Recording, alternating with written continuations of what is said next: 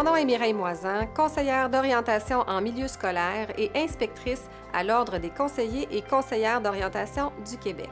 La présente capsule porte sur l'activité réservée suivante, soit évaluer en orientation un élève handicapé ou en difficulté d'adaptation dans le cadre de la détermination d'un plan d'intervention en application de la loi sur l'instruction publique. Dans cette capsule, on va vous présenter pourquoi cette activité est réservée, en quoi elle consiste et comment la mettre en application.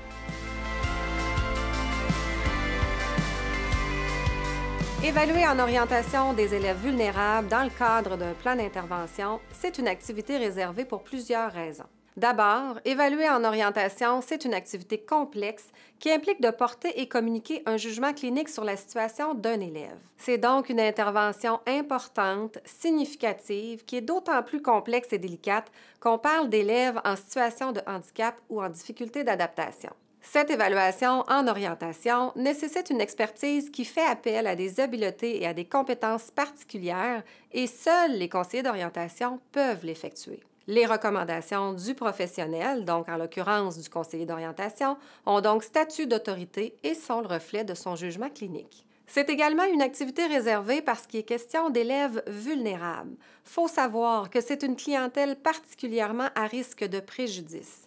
Donc, le fait de porter et communiquer un jugement clinique dans un plan d'intervention, ça peut avoir des conséquences irrémédiables pour les élèves qui consultent. Prenons par exemple un élève en situation de handicap, dont l'évaluation ne serait pas faite par un conseiller d'orientation et qui ne tiendrait pas compte adéquatement de ses limites ou de ses contraintes physiques. Cet élève-là pourrait se retrouver en situation préjudiciable dans une formation, par exemple, qui ne répondrait pas à ses besoins spécifiques et qui pourrait potentiellement le mener à l'échec ou au décrochage. Les conséquences peuvent être encore plus graves à long terme et parfois même difficilement récupérables pour ce même élève. Bref, la société québécoise a mis en place des actes réservés à des professionnels membres d'un ordre pour protéger les clientèles vulnérables quand il est question d'interventions spécifiques qui peuvent influencer le cours de leur vie.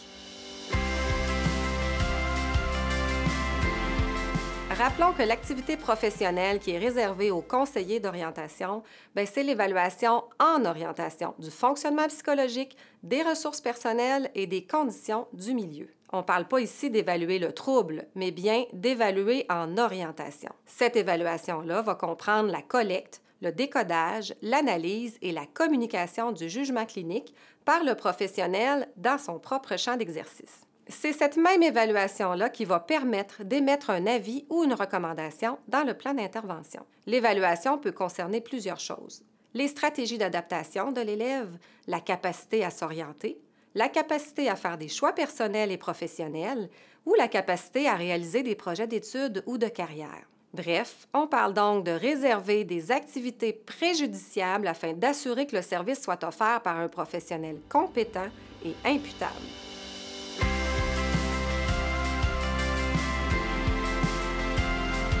Eh bien, une activité partagée, ça signifie qu'elle est partagée avec d'autres professionnels qui sont aussi membres d'un ordre. Par exemple, en milieu scolaire, ça peut être le psychoéducateur, la psychoéducatrice, ou encore le ou la psychologue scolaire. Chaque professionnel va évaluer l'élève en fonction de son propre champ d'exercice. Un conseiller ou une conseillère d'orientation pourrait aider un élève en difficulté, ayant des troubles anxieux, à s'établir des projets d'avenir motivants, réalistes et réalisables, alors que la psychoéducatrice pourrait aider le même élève à mieux gérer son anxiété en classe, par exemple. Et comme il est question d'évaluer dans son propre champ d'exercice, il est important de préciser qu'aucun autre intervenant ou professionnel ne peut faire cette évaluation au risque de se retrouver en situation de pratique illégale au regard du Code des professions.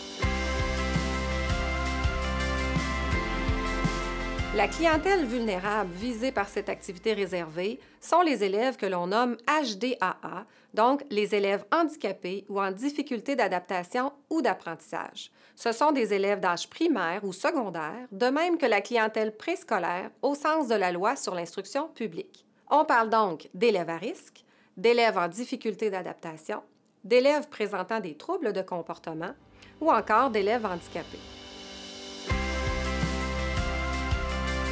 Un plan d'intervention, c'est un outil de planification. c'est-à-dire un document qui sert de guide pour favoriser la réussite et le développement de l'élève et auquel peuvent collaborer différents intervenants et différents professionnels du monde scolaire. L'objectif du plan d'intervention, selon le ministère de l'Éducation, c'est d'aider l'élève qui, parce qu'il est handicapé ou qu'il rencontre des difficultés, a besoin d'interventions adaptées pour progresser de façon optimale dans le développement de ses compétences menant à sa réussite. C'est donc un objectif qui touche plusieurs professionnels qui gravitent autour de l'élève. Un plan d'intervention peut être mis en place pour plusieurs catégories d'élèves. On peut parler d'élèves en cheminement particulier ou en adaptation scolaire, en cheminement régulier, mais qui fonctionne mieux avec quelques aménagements, ou encore en cheminement régulier, mais qui vit une situation difficile momentanée et qu'on peut ainsi le soutenir dans une période critique. Donc, vous l'aurez compris, le plan d'intervention va bien au-delà des difficultés d'apprentissage. Il met en lumière les forces et les difficultés de l'élève aussi bien sur le plan personnel, social que scolaire. C'est le fruit de la concertation d'une équipe multidisciplinaire. On parle autant de la direction, des enseignants, des professionnels de l'école ou des professionnels du réseau externe, et on parle évidemment aussi de ses parents et l'élève lui-même.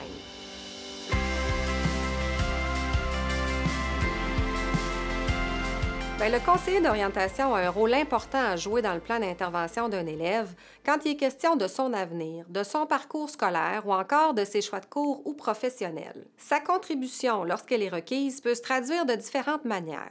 Ça peut être au moment de l'établissement des objectifs dans le plan d'intervention ou encore dans la mise en place des moyens pour atteindre ces mêmes objectifs. Les conseillers d'orientation peuvent également faciliter les transitions qui sont anticipées dans un plan d'intervention. Par exemple, un jeune ayant un handicap moteur sévère pourrait bénéficier du soutien du conseiller ou de la conseillère d'orientation dans sa transition vers les études collégiales. Le conseiller ou la conseillère d'orientation pourrait évaluer ses capacités et ses limites pour faciliter la prise de contact avec les intervenants du cégep, qui seront alors mieux informés pour aider le jeune à s'insérer dans ses études et favoriser sa réussite. Bref, son rôle est important dans le plan d'intervention d'un élève, et ce, à bien des égards. Par son évaluation et ses interventions, le conseiller ou la conseillère d'orientation aide l'élève à donner un sens à son cheminement en favorisant chez lui une meilleure compréhension des parcours possibles pour soutenir sa réussite. Il a une vision globale de la situation actuelle de l'élève, en plus d'une vision à moyen et long terme des parcours qui lui sont accessibles.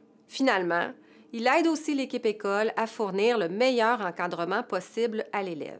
Soulignons que le conseiller d'orientation ou la conseillère d'orientation a besoin de la collaboration de ses collègues afin de pouvoir réaliser des évaluations complètes et pertinentes, mais les autres intervenants aussi ont besoin de l'apport du CO et de son évaluation pour avoir une compréhension la plus globale possible de l'élève.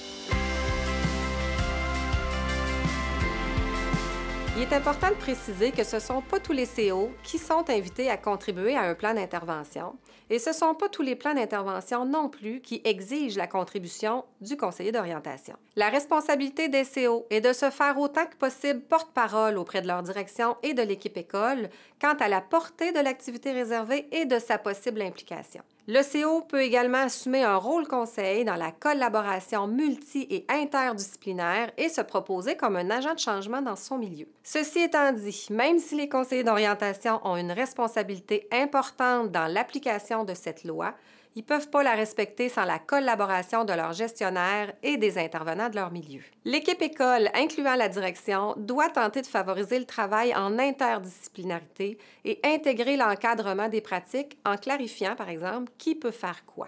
La réserve de cette activité donne aux gestionnaires des moyens pour organiser le travail des équipes multidisciplinaires et interdisciplinaires. Un autre rôle important du CO est celui de vigilance et de défense des droits d'accès au service d'une personne compétente. On parle d'un rôle d'advocatie sociale et de protection du principe d'accessibilité-compétence. Donc, dispenser le service approprié par une personne compétente au moment opportun, à l'endroit souhaité et pour la durée requise. Les CO ont également une obligation de mise à jour, de maintien et de développement de la compétence. Tout membre de l'Ordre doit mettre à jour, maintenir et développer sa compétence et cette activité n'y fait pas exception. Si vous voulez en savoir davantage, voici quelques moyens pour aller plus loin.